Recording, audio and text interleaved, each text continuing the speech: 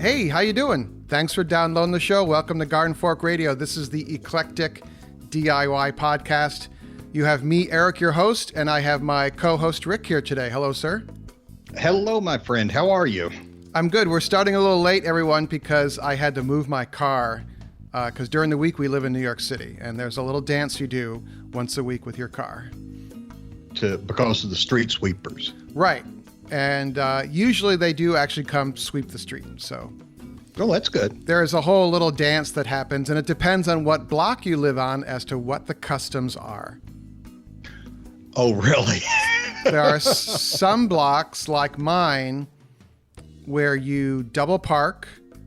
You know, they're going to clean the east side of the street or the right side of the street. So you double park on the left. You put your phone number on a piece of paper on your dashboard in case the person you're double parking against needs to get out. And then that is from 8:30 to 10. And so at 9:45, you move your car back and you hang out for a few minutes to make sure the ticket writers aren't going to come up the block. And then you're done. Wow. And then there's always a couple people that don't live on the block that park there and they don't put their phone number on the dash. And invariably, the person they're blocking in needs to go to work. Of course. So, of course. There are other blocks where the street is so narrow you can't really double park, or it's a bus route, and they will still sit on the side of the street that's going to be street cleaned, and they just sit in the car, and when they see the street sweeper coming, they get in the car and they drive around the block. Well, if you have nothing better to do, I guess that works. And then there are other blocks where it's usually a guy who has a giant keychain and he has the keys to everyone's cars and he moves all the cars. Wow. And you pay him like $15 a month to do that. Wow. Well, now that's entrepreneurship. Yeah. Yeah. Wow. You know, I was thinking about something this morning unrelated to parking cars, but the first lesson they taught us way back in bad old days in the Army was always put your socks on before your shorts. And I was thinking about that this morning as I woke up, and I'd been all sweaty and hot, and I said, gee, you know, to keep from spreading foot fungus around, I need to make sure I'm still doing that. And it turns out all these decades later, the first thing they taught us in the Army is the very first thing I'm still doing. Wow. I think I'm getting old and nostalgic and maybe a little senile. But it's a simple fix. It's much like wearing a mask to prevent the spread of coronavirus, or any pandemic or the flu for that matter. Yeah. It's just one of those little simple things, and you go, wow, I didn't realize how much an effect it had on me. And it's like, old man advice, where the guy sits around and talking to the grandkids, the great grandkids, and he's giving them all these little, like Polonius in Hamlet, be thou not a borrower or a lender be, that kind of thing. And, I feel like it's that kind of advice, but in a way, it's really good advice. It is always fun to talk to you. It's just like, I never know what we're going to talk about. I tell you, my garden is just bursting at the seams, mostly tomatoes and okra. I got my first okra flower today, and I don't know if people know this, but okra is in the hibiscus family, and so you get this nice, beautiful, pale yellow hibiscus flower when your okra blooms, and so we'll be having okra pretty soon. We'll be eating high on the hog. I want to grow okra, but it is very difficult in New England. So yes, it's heat. I should. I'm going to have a bumper crop. It looks like this year. I should package some up and send it to you. I also just don't know how to cook it.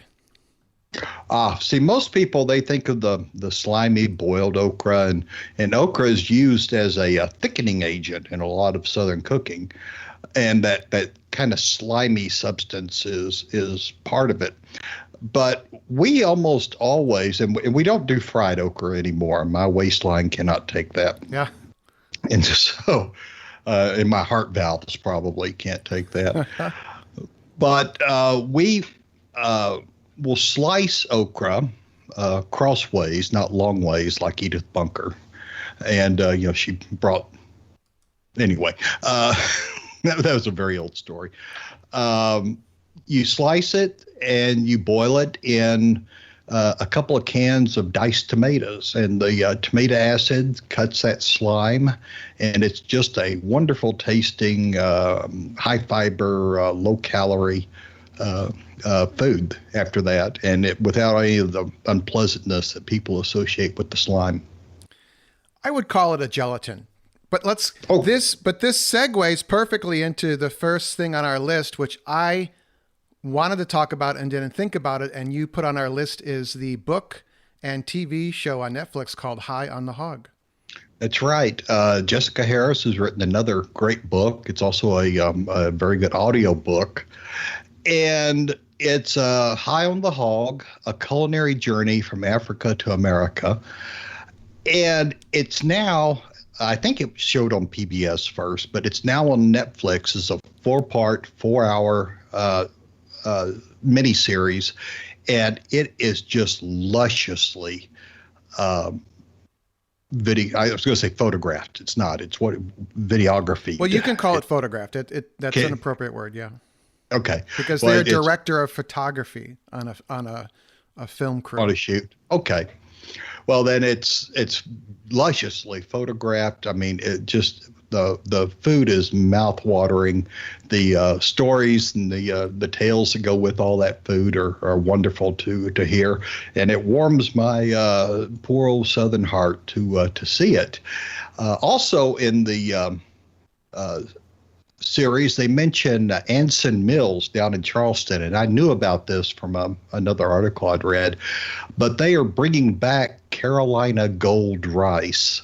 It's a form of rice that was grown back in the 1800s that kind of died out in favor of the more white rice. It was easier to grow and more prolific. But he's bringing that back, and you can actually buy bags of it to cook with now. And it's a heritage rice, and it's we haven't tried it yet. I'd read about it, and this reminded me that's what I was interested in. I wanted to get some of that. Yeah, I actually learned about the show from Nichelle, who I have known for quite some time. She has a newsletter and a podcast, and it's called the Nichelle Newsletter. I'll link to it here. And she has a podcast as well, which is the most unproduced personal podcast I listen to. It's called the Nichelle Newsletter Podcast by Nichelle Stevens. I met her at some food swaps here in Brooklyn. She used to live in Brooklyn, and then she moved down south. And it's from the heart. It's her experiences. She works in the food service world now, and she knows a lot about food. And she talked about the program. And so I was like, oh, I watched that. And it was eye-opening because it's talking about, it's called A Culinary Journey from Africa to America, and how specifically a lot of Southern foods came across on the slave ships to America. Right. And the if not the foods, then the cooking techniques, and tracing it all through history. Of course, it ends up the final episode is in Texas with Texas barbecue and beans and rice and greens and all kinds of food. And then the black cowboys, 1 in 4 cowboys in the American West were black. And it just kind of wraps the whole thing together. In the middle, there's this really nice segment about Thomas Jefferson and his slave, James Hemming, who was Sally Heming's brother. And Jefferson took both of them to France, and Hemings learned to cook in the French style. And then he said, oh, by the way, we're in France. I don't have to go back with you. And so Jefferson worked the deal with him, says, listen, you come back and teach somebody else. And it turns out it was his little brother how to cook in this style, and I'll let you go. And he made Sally a deal that all of her children would be free on his death, which it doesn't sound like much of a deal to me, but that's the whole. If you just take a simplistic view of everything that was going on, you'll never quite get to the truth about how complicated that whole relationship was. And then also about, my God, I've forgotten his name, Hercules, who cooked for George Washington. And he was a famed White House cook at one time. And then how catering grew up in Cincinnati and around these black businesses and how entrepreneurial it was, but just all the terrific food and flavors and textures that they had been producing all this time. They just wanted to get the word out that it was a little bit of their help as well as everybody else's and trying to get by in those days. It's a very good. I'm not done watching each show, but the two that I've watched have been kind of a gut punch. And, basically, a white kid raised in America, you get this one view of history, and now we're learning that it's a much more involved history of a lot of other cultures contributing to who and where we are. Yeah, I've always been. I had that view until I went in the military. And I've always said the worst thing this country ever did was getting rid of compulsory military service, or at least equal exposure to the draft. Because, you get put in all those years with all these people from different places. And believe me, a lot of the military was much more prejudiced against people with a Brooklyn accent than black guys. It was always kind of amazing how things went around. So by learning to get along and live in a very open society where things were not perfect by any means, but they well on the road to getting there. And sometimes it makes me a little anxious about how things are turning out right now. Yeah, for the TV show on Netflix, they went to the west coast of Africa to Benin, and which was a key point of departure for people that had been captured and sent to America, and it was very interesting and just it was eye-opening. But anyway, the book is great and the show is great, and I wanted to talk about the Carolina Gold Rice because I watched Sean Brock on Chef's Table. He was one of the chefs that was profiled, and Chef's Table is photographed in that just beautiful style as well. And he, had a bumpy beginning in the chef world, pretty hard drinking, hard living, and then he discovered, well, I guess you'd call them heirloom foods in the South. And right. He teamed up with, I don't know if it's the people that are making the Carolina Gold Rice, or I can't remember the guy's name, but he's in the Sean Brock episode, and he's found and are growing all these native grains that are either brought over from Africa or are, let's just call them all heirloom as well. So it was just kind of neat. I really kind of like Netflix for that. They have a lot of food stuff and I learn a lot of stuff. So, yeah, I like that.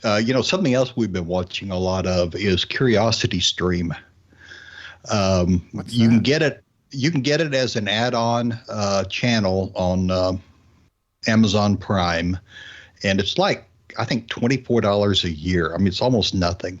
And it's nothing but documentaries. It's kind of what the History Channel used to be before the History Channel became the Hitler Channel, all Hitler all the time.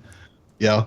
And the crazy stuff they were doing to drive up their ratings. Yes, but unfortunately. Wonderful documentaries of obscure points and people that you would have never thought that are just fascinating.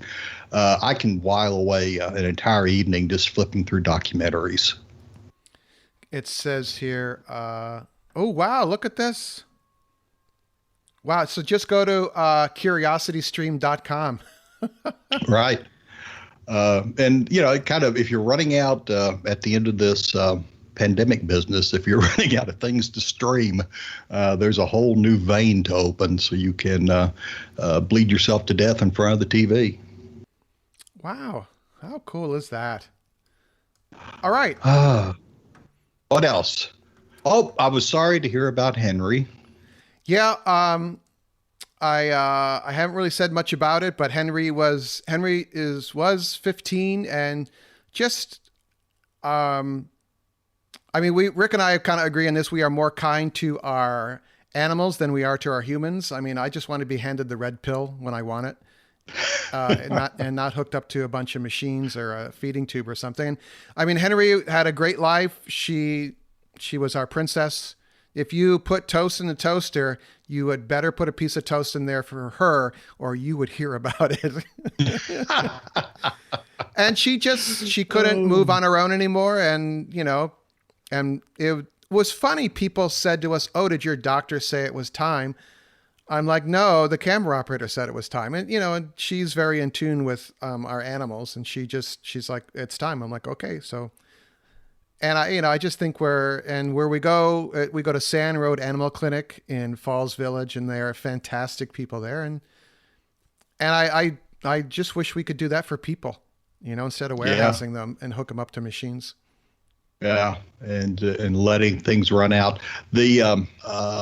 We've faced that dilemma several times, and probably one of my greatest regrets in life is being selfish and waiting too long. And my German Shepherd at that time, Fritz, was confused. He seemed almost embarrassed by his incontinence, and because he had never been a go in the house kind of dog. And we waited just too long. And the truth is, the price of a good dog, of loving a good dog, is a broken heart. And so you just need to go ahead and do what the dog has trusted you all their lives to do, which is the right thing for them. And you can't be selfish at that last moment and choke just because of you're not ready. It's what's best for the dog or the animal. Agreed. But our younger pups are doing good. They're it's kind of interesting. You kind of learn as you go. And what we're doing with our puppies is we have we have a Toyota Highlander, and it's kind of a high, the hatchback is kind of high. And so since they were puppies, I've been teaching them to use the dog ramp. So It's one more step to get them out of the car, but I make them wait, and I have them walk down the ramp instead of jumping off the back of the car, because Charlie Pup got really bad arthritis in her wrists from constantly slamming them on the ground, I think.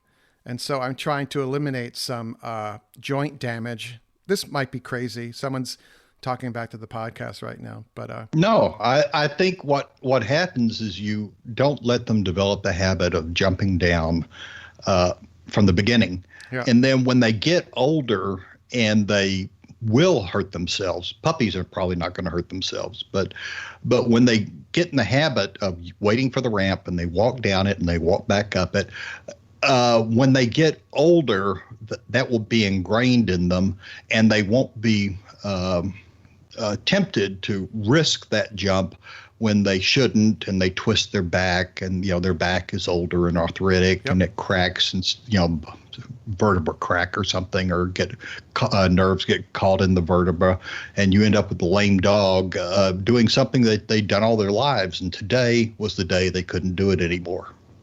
Yeah, so, it's funny because people ask us about, oh, where'd you get that dog ramp? So I give them the Amazon link.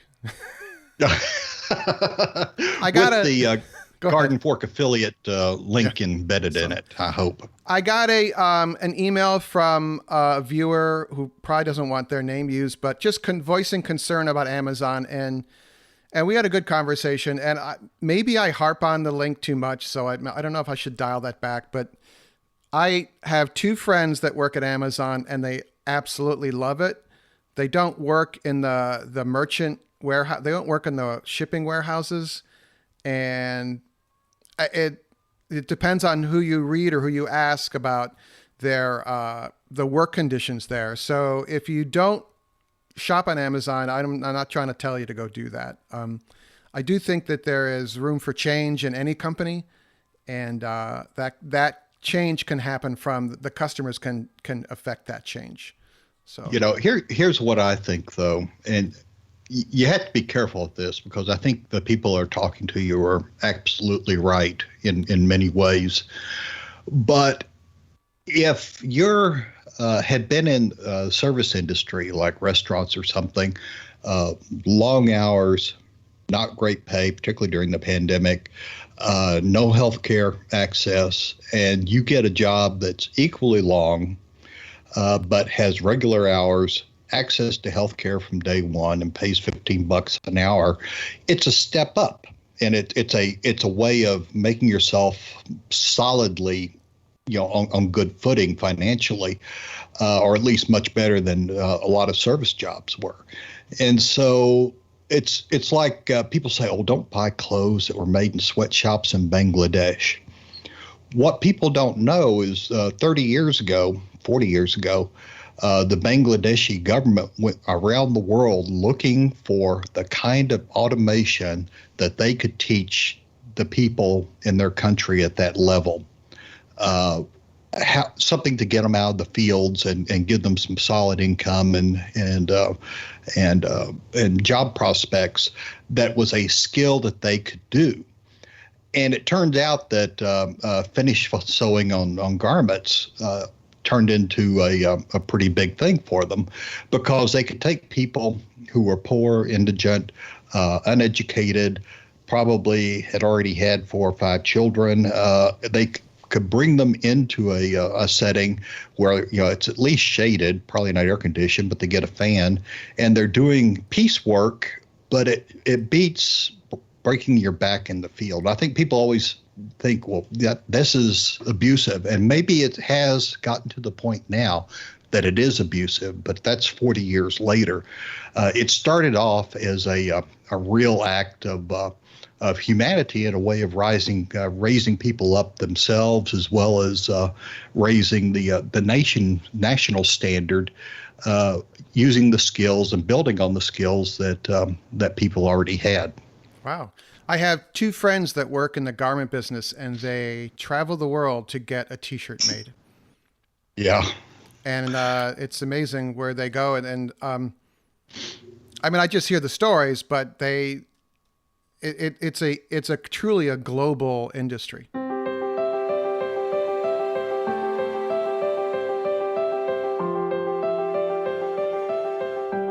Would you be interested in kind of getting some behind the scenes photos and thoughts and just that kind of stuff that I don't really feel comfortable putting out on social media, but I still want to share with like the GardenFork crew?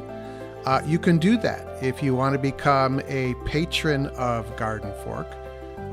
It's a really easy thing to do. I ask for $5 a month if you want to support the show here and also the videos. That's like a fancy cup of coffee a month, What do you think? In return, I post, basically if I take a picture of something, I'm like, oh, maybe the patrons be interested. I post it to the app. You also get an email as well with a picture of it, or if I do a little recording, all the after shows that we do on GardenFork Radio, just the behind the scenes stuff, and knowing that you're kind of like the Medici family to me. You are making this all happen, which I really appreciate. So more information about that is in the show notes below, or go to patreon.com/GardenFork. All right. Thank you again. Oh, one more thing. We have some new patrons I wanted to thank. It's Carrie, Katie, Natalie, and Mike P. They are all now getting the behind the scenes stuff. Kind of like the picture of my finger after I smashed it in the log splitter. All right, back to the show.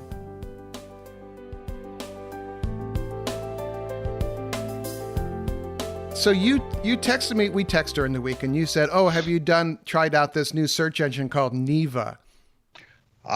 Yes. A little background. I have really been locking down privacy and Your front door, everything. Yeah, front door. the back door. Put cameras around the house. Literally, I have four walls outside, and I've got four of the Ring cameras.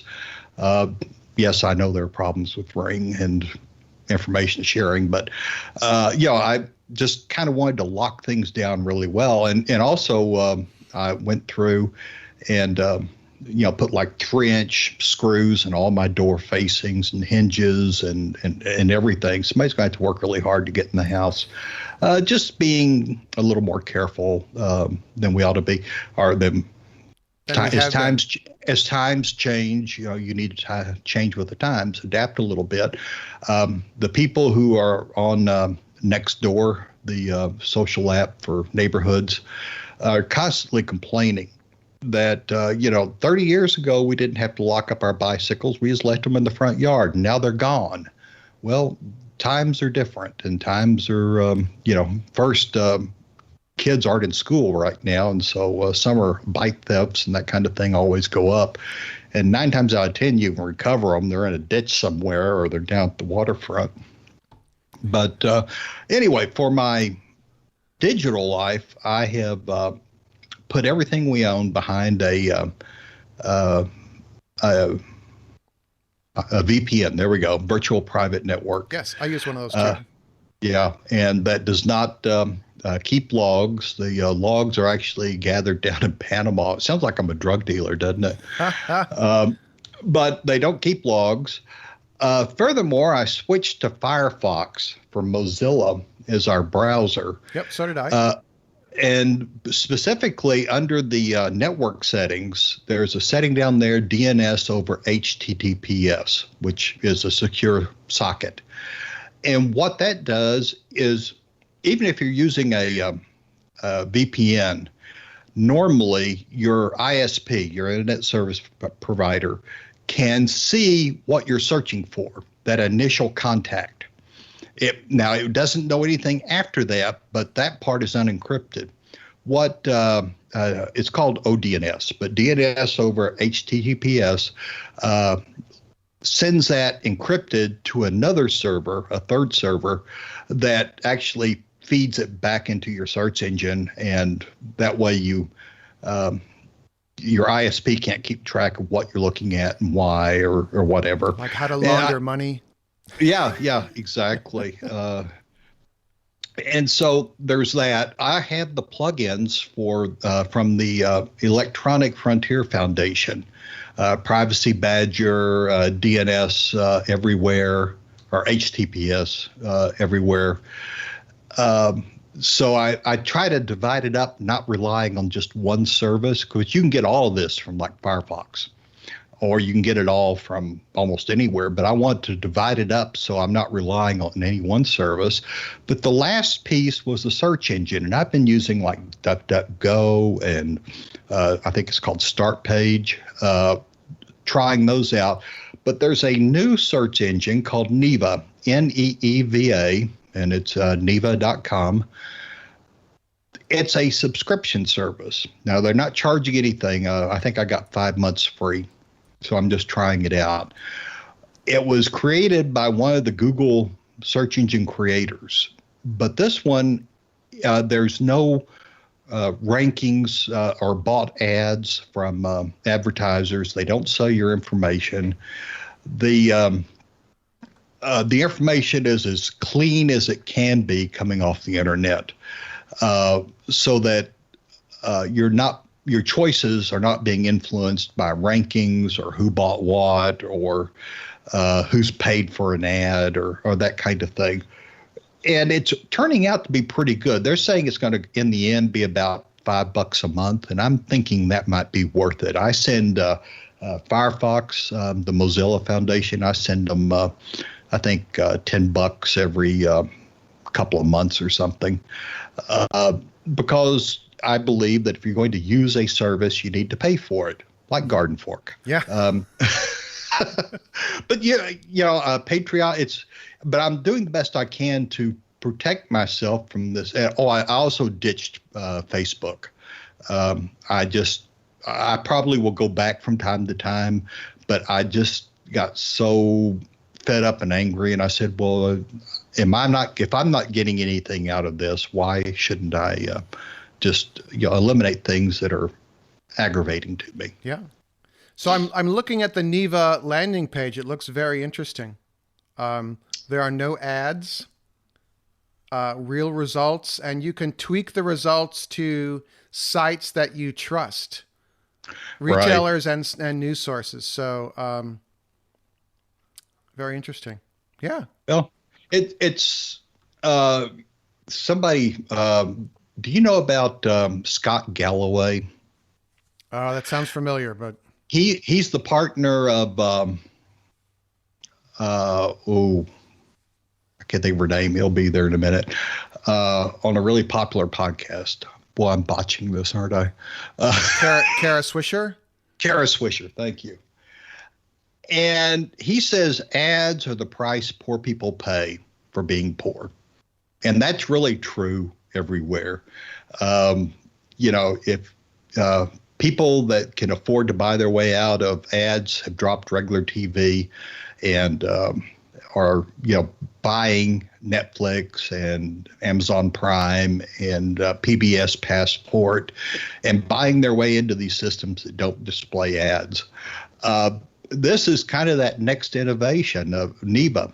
NEBA is you buy it for $5 a month or so. It looks like you're going to buy your way out of seeing ads and being tracked and people keeping track of what you're doing. And that's kind of the future, but it's also the price that people are going to pay for being poor. When you go to YouTube, you can't buy your way out of the ads. And so, that's at least democratizing in a way, I suppose. You can buy your way out. Can you? I think it's called YouTube Red. There's a subscription service for YouTube if you want. Oh, really? And it allows you to watch videos offline. You can download, you can set, like if you subscribe to certain channels, you can automatically download their new video and you can watch it on the airplane or something. Wow. But anyway, Neva is ad-free and it looks and for $5 a month, I have the Firefox browser. I have which is made by Mozilla, a nonprofit.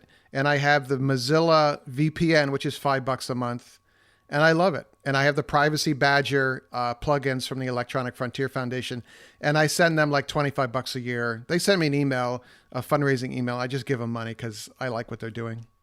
Yeah, I do too.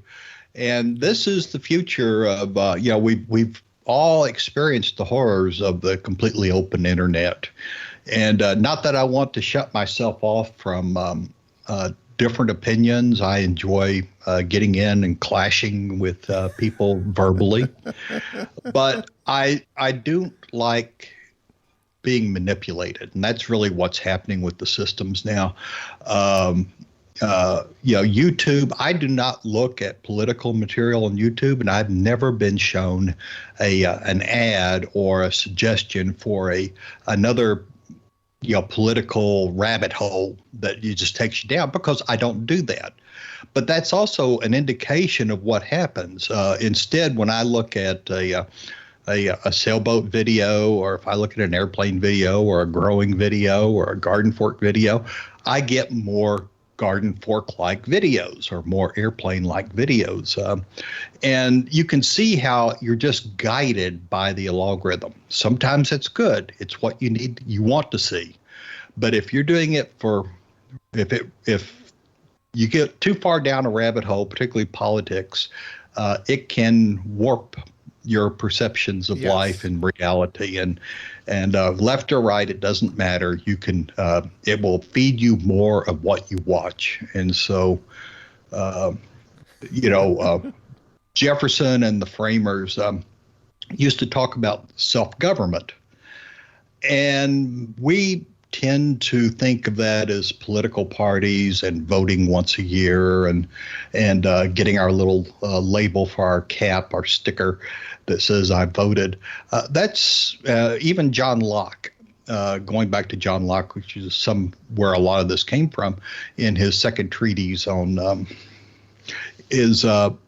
government, is that self-government is governing oneself. You're the reason. You need to step up and say, I'm not going to pay attention to that. I am not going to let my passions, one way or the other, run away with me on this political matter. I have the best interest of the Republic at heart, and that means all the people in the Republic. And so when we say self-government, it's more than just voting. It's a very stoic philosophy of, you need to control yourself, your appetites, your virtues, your vices, your opinions. Does this mean I can't eat ice cream, Rick? No, you can eat ice cream. I can't eat ice cream anymore. Well, that's one of the things about where I have finished preaching. I will move on, but that's one of the things about having the gallbladder, come out. By the way, yesterday was the 1 year anniversary of Osama bin gallbladder blowing up in my chest. And you lived to tell the tale. I lived to tell the tale, but if I eat anything really rich, we had a Grand Marnier filet for Shia Must Be Obeyed's birthday on the 28th. And that went right through me and set off a cascade you wouldn't believe. Ice cream, gelato, it all does the same thing now. All right. Good to know all this, Rick. Thank you. See, this is old man talk now. Yeah.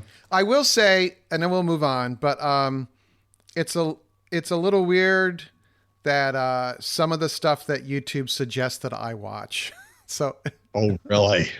I'm like, I actually turn on, like if I want to watch, there's some clickbait like there's a video about boat launch fail, like ocean liner fail, boat, launching. And I'm like, oh yeah. Okay, I want to watch that. But I go on to the incognito mode and then I watch it because otherwise they're going to be showing me all these boat launch fails. Yeah. What I can't get enough of is, the automated machinery videos, just 30 minutes of video. I watch one while I go to sleep of this automated process, and it's stamping metal or bending metal or and you just go, wow. There's another video. It's ABOM 79. And I forget what his name is, but he's a machinist, and his daddy was a machinist, his grandfather was a machinist, he's a machinist, and it's nothing but this guy cutting metal and how smooth.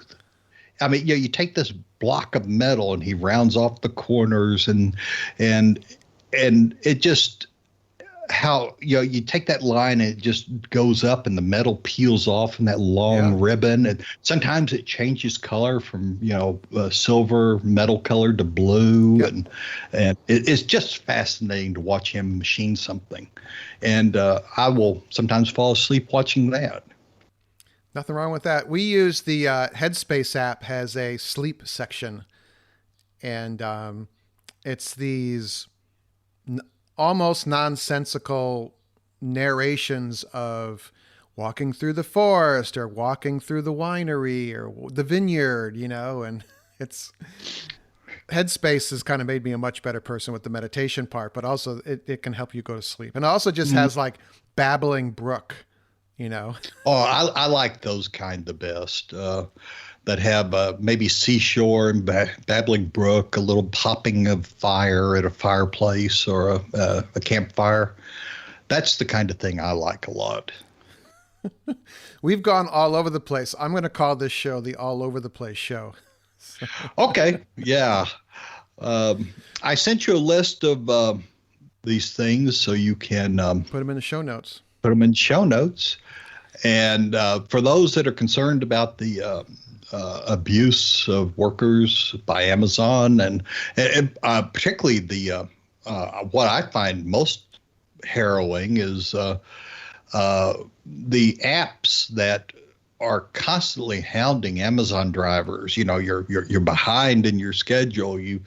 you need to hurry up. That's just dangerous. And we can talk more about that sometime. But I agree there are problems with the warehouse Amazon model. But I also realize that as far as stability, it's a step up for a lot of people. And so, people do what they need to do. And I certainly never faulted anybody for that. No. And do check out Nichelle Stevens' podcast and her email newsletter. I'll link to those. It's just, it's what podcasts should be, I think, rather than these ones that talk about purple mattresses, Yeah. Like this one, you mean? Yeah. Right. Yeah. Oh, well, yeah, I'm going to watch for the link and give that a try. I listen to a ton of podcasts, although lately I'm torn between podcasting and reading. So, just what a wonderful choice dilemma to have. All right. Our next dilemma is, we're going to have the after show. Rick's going to stick around for the after show with the patrons, but you all, please let me know your thoughts. It's radio@gardenfork.tv. That's radio@gardenfork.tv. And if you have a second, a review on the iTunes app would be great, because we haven't had one in a while. I forgot to ask people. So go out and do cool stuff and make it a great day, everyone. Thank you very much. Okay. See you later. Bye-bye, my friend. Garden Fork Radio is produced by GardenFork Media LLC in Brooklyn, New York. Our producer is Sean O'Neill. If you need an amazing podcast producer, visit Sean's site, SeanInBrooklyn.com. That's Sean, SEAN, in Brooklyn.com. Our executive producer is Jimmy Goose. For more information about Jimmy and the custom hollow books he makes, visit hollowbooks.com. The music in the show is licensed from audioblocks.com and uniquetracks.com.